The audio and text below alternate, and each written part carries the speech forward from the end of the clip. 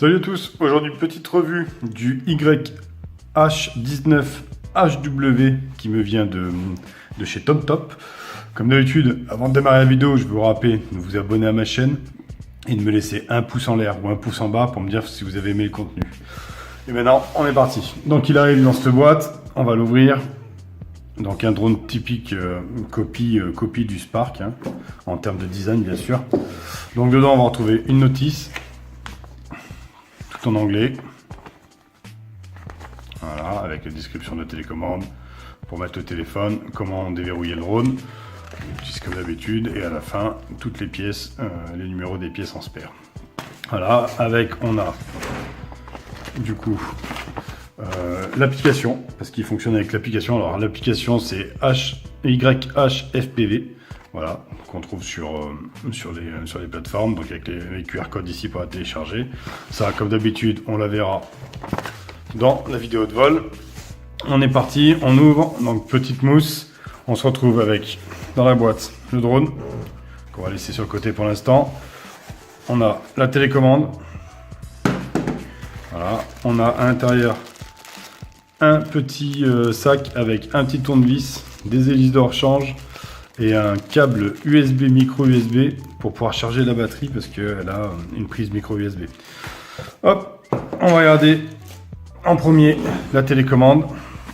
Donc voilà, je vais vous laisser un peu la vision. À quel point la télécommande ressemble à celle du Spark, et ben on va mettre celle du Spark à côté. Voilà, on a à peu près le même gabarit, on a à peu près le même poids. Donc celle-ci fonctionne avec 3 piles AAA. Alors ce qui est embêtant, c'est que la trappe du coup est forcément vissée, elle tient pas si vous mettez pas la vis, donc j'ai dû fermer. On va avoir deux antennes qui sont complètement fictives, voilà, elles sont même pas reliées, hein. Voilà, c'est pour le design. Sur les boutons, on en a un paquet sur celle-ci. On va commencer par celui-ci. Celui-ci va être le bouton des vitesses. 1 bip vitesse 1, 2 bip vitesse 2, 3 bip vitesse 3. Celui-ci, appui court, prise de photo, appui long, démarrage de la vidéo. Alors moi j'ai la version avec retour Wi-Fi. J'ai fait un test, apparemment ça fonctionne pas, on est obligé de lancer par l'appli. Même si j'ai découvert qu'il y avait un emplacement micro SD sous le drone. J'ai fait des tests, j'ai pas réussi à sortir une photo ou une vidéo. Donc à mon avis, comme sur certains modèles, ça fonctionne que pour la version qui va ne pas avoir de Wi-Fi. Voilà, ça me fait penser qu'on a oublié de faire le tour de la boîte rapidement. Donc voilà, je vous la tourne, comme ça, ça vous laisse tous les pictogrammes. Donc Wi-Fi, la caméra HD, la vidéo HD, 6 axes gyro, FIC 360, headless mode, sensor, G-Sensor, vous bougez votre téléphone et c'est pilotable avec l'application, et la version dessin. Voilà. Donc, du coup, je vous ai perdu sur le bouton de la radio parce que j'avais oublié de vous parler de la boîte. Maintenant, c'est fait. Donc, on était à celui-là qui fait les photos qui ne marche pas sur cette version-là. Ici, là, on va avoir les flips. Donc, vous appuyez, elle se met à biper. Vous donnez une direction, ça fait un flip. Ici, on va avoir en appui long l'arrêt d'urgence des moteurs. Voilà. Les flèches, donc celle-ci, celle-ci, celle-ci et celle-ci, ce sont les trims de direction. Au milieu, bouton power. Voilà, la télécommande bip. Ici, retourne to home, entre guillemets. Ici, on va avoir le headless mode. Après, ça se passe sur les sticks. Sur celui-ci, quand vous appuyez, vous avez le take off, donc le décollage. Quand vous appuyez automatique, quand vous appuyez sur celui-là, vous avez le land, donc l'atterrissage automatique. Voilà.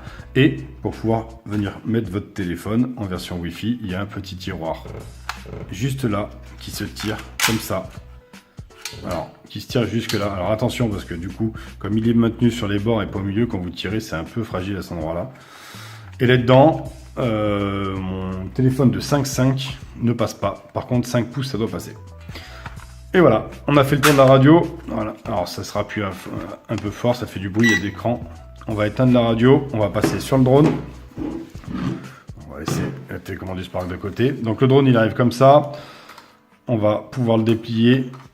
Il n'y a pas de bouton, il n'y a pas de cran sur les bras. Vous pouvez les déplier normalement. Tac, tac, Voilà, le module caméra. Donc la caméra 2 millions de pixels, en retour en 720p. C'est un bloc carrément. Donc là, il y a le slot SD qui sur cette version-là ne fonctionne pas apparemment. Ici, on va voir la batterie. Donc la batterie, elle se tire comme ceci. On va la regarder plus près. Donc la batterie, elle a en capacité 800 mAh. Elle se recharge par micro USB, pardon. En moyenne, temps de charge 90 minutes, autonomie 8 minutes. Quand vous branchez la prise, une lumière rouge s'allume. Là, je crois, on la voit par là, il me semble. Quand elle s'éteint, c'est que la batterie a fini de charger. Donc batterie propriétaire. Voilà, et que j'ai un peu galéré à remettre la dernière fois. Dessus, bouton power. Devant, on a vu la caméra. Dessous, on va regarder rapidement, on va le comparer à l'original. Voilà, hop. On va les mettre à côté.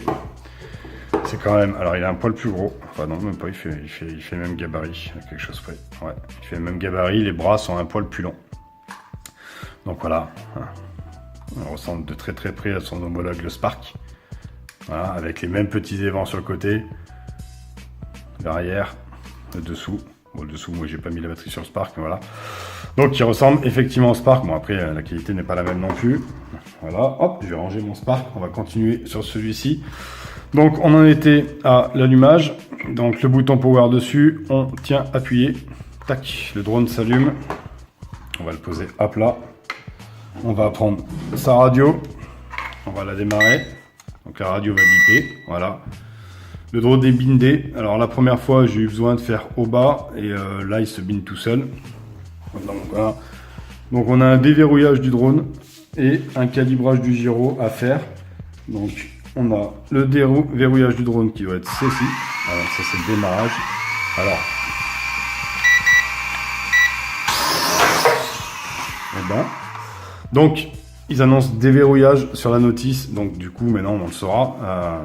C'est démarrage manuel des moteurs et la calibration du gyro se fait comme ceci. Voilà. Hop, les antennes, on a dit, pour démarrer le drone. Voilà, on met sur l'extérieur. Le drone démarre et clignote. Il s'arrête automatiquement au bout de quelques secondes si vous décollez pas. Et voilà. On testera pas bien sûr de le faire décoller, hein, comme d'habitude. Hein. J'ai un plafond au-dessus de la tête et j'ai pas forcément énormément de place. Voilà, c'était la présentation du YH, alors il y a un nom super compliqué, YH19HW. Voilà, qu'est-ce que je peux vous dire? J'ai pas regardé la fixation des moteurs, donc ça se visse, donc il y a les hélices de rechange, donc toute la partie hélice se change là, si vous venez à les abîmer. Voilà, le plastique, ma foi, pas mal. Les bras, j'ai vu que c'était un petit peu souple. À voir dans le temps ce que ça va donner. Sinon, bah voilà quoi. Ça fait un joli petit modèle. Il ressemble de très très près au Spark. Et voilà. À voir en vol ce qu'il va donner. J'ai déjà eu un petit aperçu et c'est plus qu'honorable.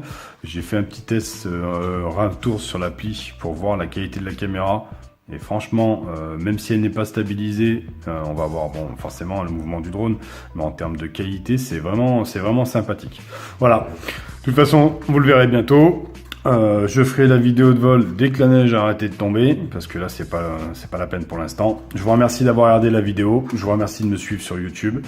Venez nous rejoindre sur le groupe Drone et Modélisme et passez une bonne journée de bon vol. Allez, ciao ciao.